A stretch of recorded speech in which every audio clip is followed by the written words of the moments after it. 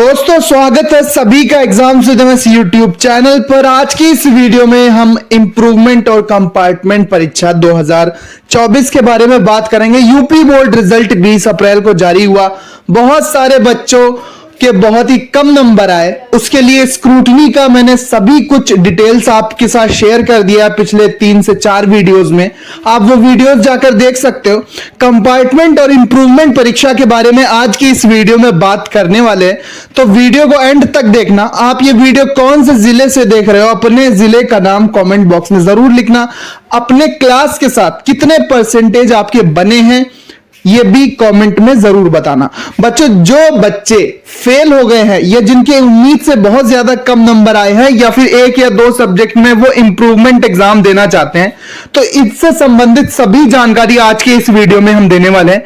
Compartment improvement exam क्या है, कब होगा, मार्कशीट पर कंपार्टमेंट लिख जाएगा, परीक्षा कब होती है, रिजल्ट कब आएगा, कौन लोग कंपार्टमेंट का एग्जाम दे सकते हैं, कौन लोग कंपार्टमेंट का एग्जाम नहीं दे सकते, आज की इस वीडियो में हम देखने वाले हैं। तो वीडियो को एंड तक जरूर देखना, एक लाइक कर दो और एक प्यारा सा कमेंट जरूर लिख देना। दोस्तों, स्क्रूटनी के बारे में हम पिछले वीडियोस में बता चुके हैं। स्क्रूटनी मतलब कॉपी रीचेकिंग, 500 रुपए पर पेपर के दर से आपका फॉर्म भरा जाता है, ऑनलाइन फॉर्म भरा जाता है।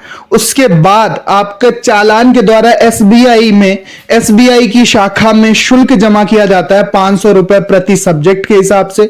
अगर आप 2 सब्जेक्ट में कराना चाहते हो तो 1000, 3 सब्जेक्ट में स्क्रूटनी कराना चाहते हो तो 1500। जितने भी सब्जेक्ट में आप चाहो तो कॉपी रीचेकिंग करा सकते हो। वो फिर से जोड़े जाते हैं नंबर की, कहीं पे कोई गड़बड़ तो नहीं हुई है, टोटल करने में कोई दिक्कत तो नहीं हुई है, या फिर कोई प्रश्न ऐसा तो नहीं है जो बिना चेक हुए रह गया हो।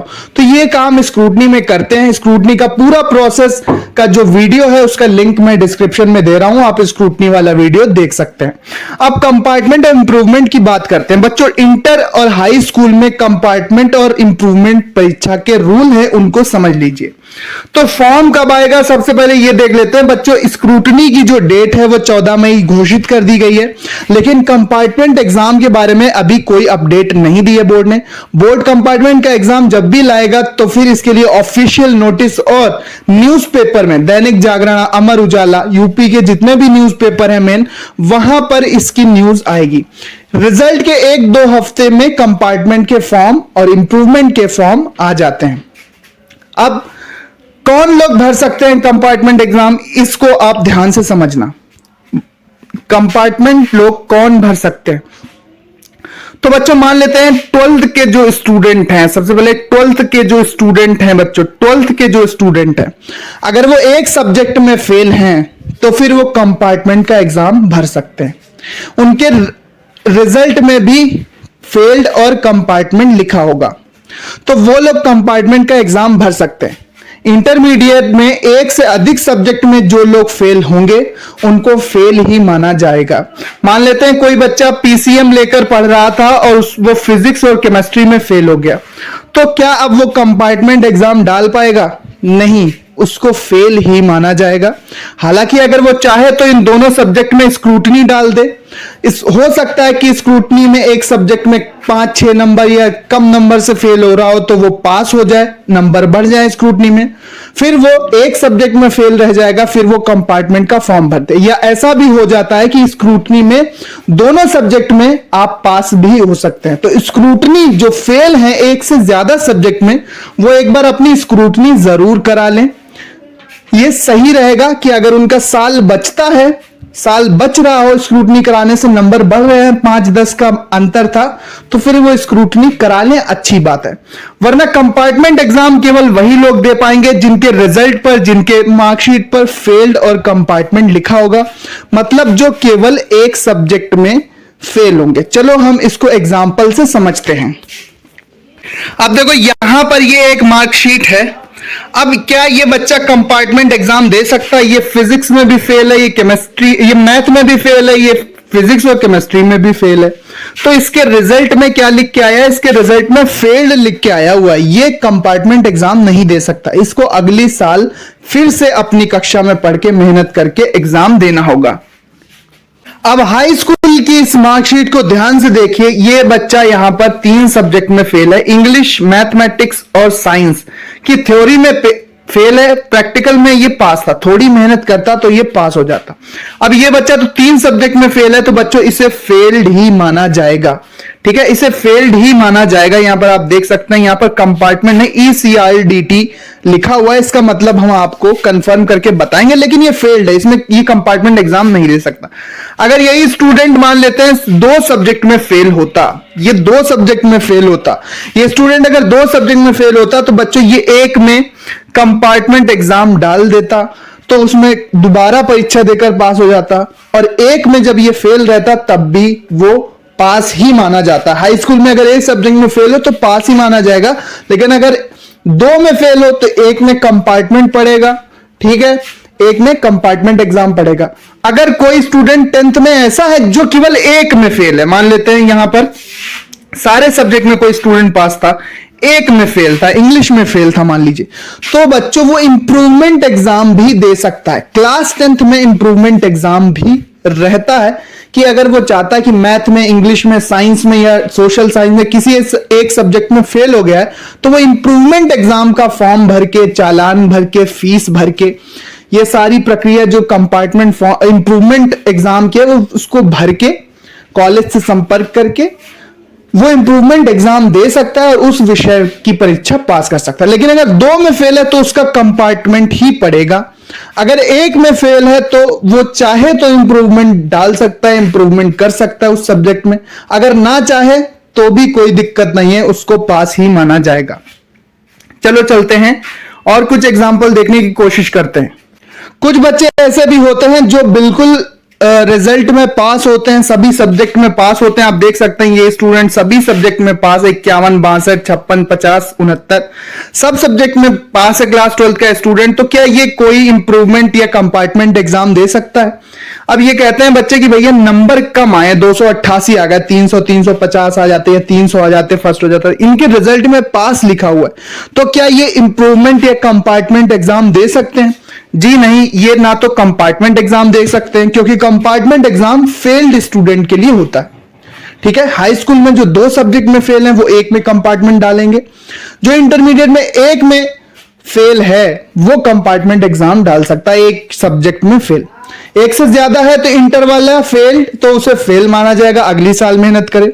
अगर 2 से ज्यादा हाई स्कूल वाला फेल है तो वो फिर अगली साल मेहनत करे। अब यहां पर ये तो ना तो कंपार्टमेंट डाल सकते हैं और ना ही इंप्रूवमेंट डाल सकते हैं, कंपार्टमेंट भी नहीं और इंप्रूवमेंट भी नहीं। ठीक है, और एक बात बताते चलें कि क्लास 12th में आप सिर्फ और सिर्फ कंपार्टमेंट ही डाल सकते हैं।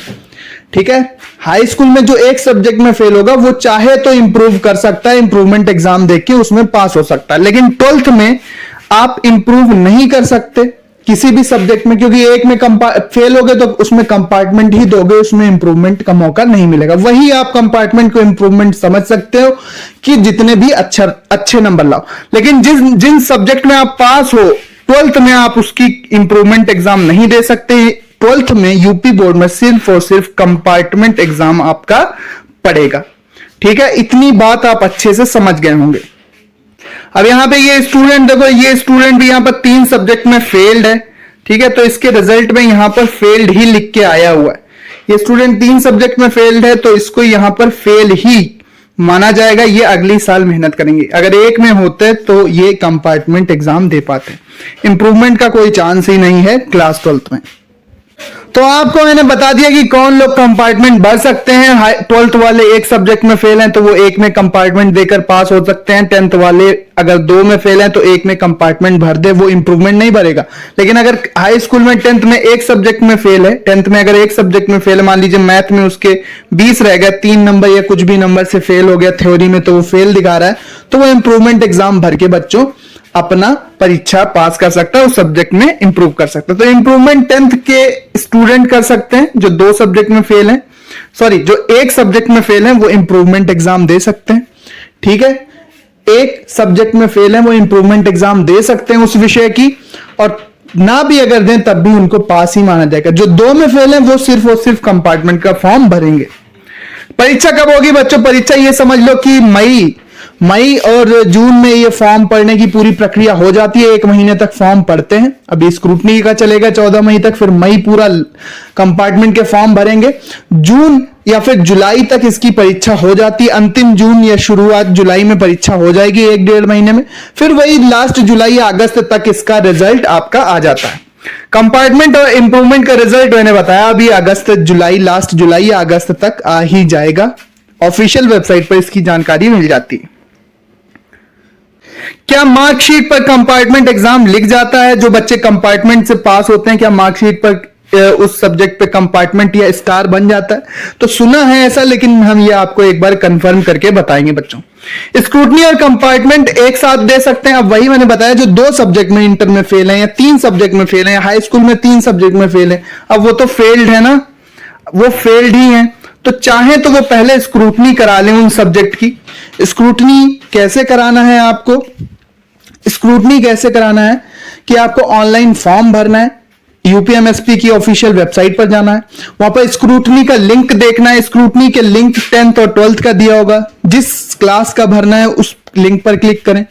फिर आप अपना रोल नंबर और जन्म तिथि डालें, ठीक है। लिंक पर क्लिक करके अपने क्लास की 10th या 12th की लिंक पर क्लिक करके जन्म तिथि और रोल नंबर डालें। फिर फॉर्म भरें, जिन सब्जेक्ट में आपको स्क्रूटनी करानी है, 1, 2, 3, 4 जितने भी सब्जेक्ट में कराना चाहते हैं करा सकते हैं। उनको सेलेक्ट करके आपको फॉर्म सबमिट करना है, फिल करना है। उस फॉर्म का प्रिंट आउट ले लेना है। फिर चालान के द्वारा, चालान फॉर्म आपको मिल जाएगा ऑनलाइन, ठीक है। चालान फॉर्म आप अपने कॉलेज से भी प्राप्त कर सकते हैं स्क्रूटनी का, या फिर दुकान या इंटरनेट कैफे से भी प्राप्त कर सकते हैं। उस चालान फॉर्म को भरना है। उस चालान फॉर्म से बैंक में जाना, एसबीआई की ब्रांच में। एसबीआई की ब्रांच में आपको शुल्क जमा करना है 500 रुपए प्रति पेपर की दर से। प्रैक्टिकल की कराना चाहते हैं तो वो प्रैक्टिकल की अलग होगी, थ्योरी की कराना चाहते हैं स्क्रूटनी तो थ्योरी की अलग होगी। जितने की भी कराना है उतना शुल्क आपको बैंक में जमा करना है, एसबीआई की ब्रांच में। वहां से आपको चालान पर मोहर लग के वो चालान और फी चालान मोहर लग के आपका पैसा जमा हो जाएगा। और वो चालान की कॉपी, मार्कशीट की फोटोकॉपी, आधार कार्ड की फोटोकॉपी और उस फॉर्म की प्रिंट आउट जो आपने ऑनलाइन भरा था, उन सभी को एक बंद लिफाफे में आपको रजिस्ट्री करनी है आपके क्षेत्रीय कार्यालय में। अब आपका जिला कौन से क्षेत्रीय कार्यालय से लगता है, क्षेत्रीय कार्यालय, उसी क्षेत्रीय कार्यालय के ऑफिस के पते पर आपको वो रजिस्ट्री डाक तक भेजनी है 14 मई तक। तो स्क्रूटनी आप इस तरह से करा सकते हैं, ठीक है। स्क्रूटनी कराने के साथ साथ क्या कंपार्टमेंट का एग्जाम भर पाएंगे? अब जो 2 या 3 सब्जेक्ट में फेल हैं, वो फेल्ड हैं, तो कोशिश कर लें कि स्क्रूटनी भर दें, तो हो सकता है वो उनके नंबर बढ़ जाएं। या 2 सब्जेक्ट में 3 में फेल थे तो वो 2 में फेल रह जाएं या 1 में फेल रह जाएं। कुछ इंप्रूवमेंट हो बाद में, अगर एक सब्जेक्ट में कंपार्टमेंट का अवसर मिलेगा तो फिर बाद में आप कंपार्टमेंट भी भर देना। मान लेते हैं इंटर में 3 में फेल थे तो 2 में स्क्रूटनी से नंबर बढ़ गया, 2 में पास हो गए, अब भी 1 में फेल हो तो फिर उसका कंपार्टमेंट भर देना। हाई स्कूल में 3 में फेल थे, तीनों की स्क्रूटनी कराई, 2 में पास हो गए तो अब बिल्कुल पास हो गए, या 1 में पास हो गए तो 2 में फेल बचे, 1 में कंपार्टमेंट भर देना। तो इस तरह से आप अपना दिमाग लगा के थोड़ा कोशिश करो कि स्क्रूटनी करा लो जिन सब्जेक्ट की चाहते हो। अगर साल बचाना है फिर आप कंपार्टमेंट का फॉर्म भी भर पाओगे। सो ये पूरी जानकारी मैंने आपके साथ शेयर कर दी है। स्क्रूटनी कराने का पूरा प्रोसेस का वीडियो का लिंक मैं डिस्क्रिप्शन में दे रहा हूं, जाकर देख लेना। बाकी शेयर करो, सब्सक्राइब करो। मिलते हैं अपने नेक्स्ट इंपॉर्टेंट वीडियो में। वीडियो देखने के लिए धन्यवाद। एक कमेंट जरूर लिखना।